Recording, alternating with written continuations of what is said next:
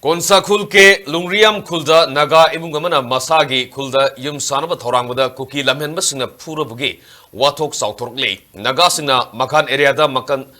Kaktaba Bandh Chathakhre Konsakhul amasung Leilon khul singdagi kuki sing chatkhinaba matam thaakhre Kangpokpi district ke saitu Gampazol subdivision ke manungsana leiba Konsakhul ke lungriam khulda ngarang thoki pathodok adugi matangda liangmai Naga Council LNC Eastern Zone Manipur amasung Kobru range da leiba liangmai Naga ge nupi singoiba apunma mifam mangasi pangthokuna kuki singna handaki irang asida yamna maruina sizinaba Kangpokpi dagi Surasanpur satpagi lambi paring da leiba Makhaan gate ki area da Matam Kaktaba Bandh tawnabagi warap lokibani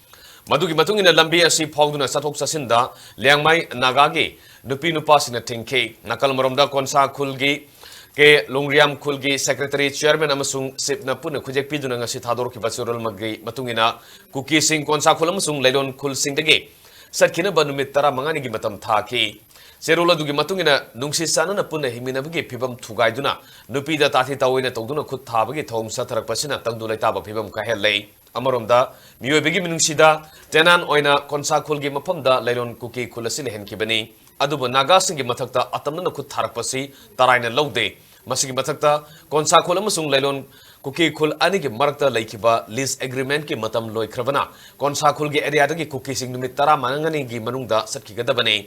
Karigumba thariba matam asi hendokrabadi sakti season aduna takthokoni amadi maduda thorakpa apapatagi taxak masana pujagadabani hairi.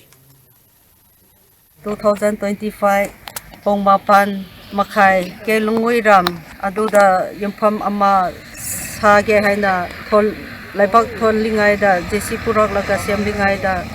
liangmai Naga women bo masak khandaba miwai na lakraga magi live ATM tawba amasung magi mobile su mundi ba